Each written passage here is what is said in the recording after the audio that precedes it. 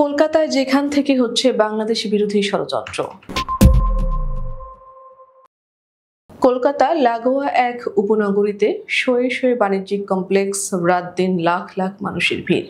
এই ব্যস্ত এলাকায় একটি বাণিজ্যিক কমপ্লেক্সে যাতায়াত করছেন এমন কিছু মানুষ যাদের কয়েক মাস আগেও সেখানে দেখা যেত না।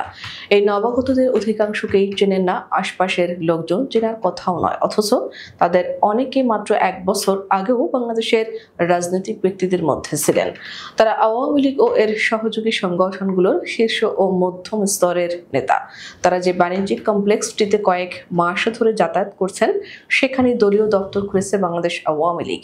এই পার্টি অফিসটি নতুন। শেখ হাসিনা 2024 সালের 5 আগস্ট বাংলাদেশ থেকে পালিয়ে যাওয়ার পর কয়েক মাস ধরে ভারতে অবস্থানকারী আওয়ামী লীগ নেতাকর্মীরা নিজেদের বাসায় ছোটখাটো বৈঠক বা দপ্তরের কাজ চালাতেন। বড় বৈঠক করতে হতো রেস্তোরাঁ বা ব্যাংকোয়াট হল ভাড়া করে।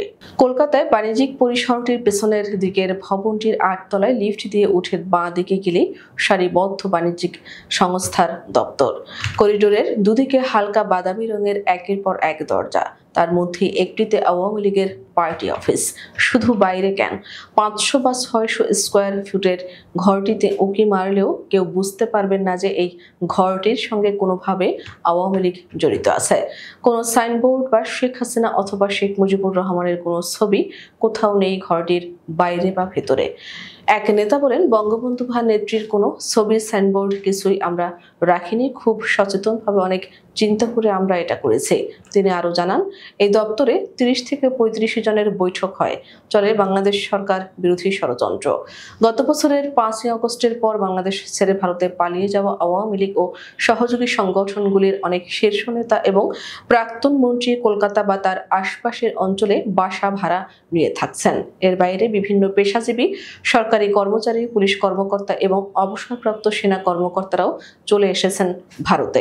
মাস 6 আগে আওয়ামী লীগের সূত্রগুলি জানিয়েছিল যে অন্তত 70 জন সংসদ সদস্য, আওয়ামী লীগের বিভিন্ন জেলার সভাপতি, সম্পাদক, উপজেলা পরিষদের চেয়ারম্যান, মেয়র সহ শীর্ষ নেতৃত্বের প্রায় 200 জন কলকাতা ও সংলগ্ন অঞ্চলে থাকছেন।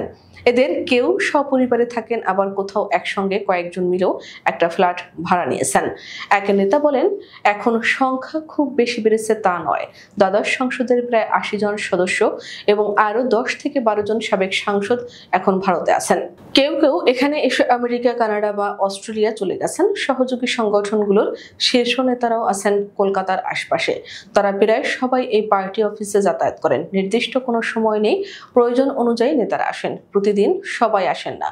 বাংলাদেশের নিষিদ্ধ ঘোষিত ছাত্রলীগের সভাপতি সাদ্দাম হোসেন ভারতে অবস্থান করছেন। ভারতে অবস্থানরত নেতারা শেখ হাসিনার সঙ্গে আলোচনা করে দলের রাজনৈতিক অবস্থান নির্ধারণ করেন।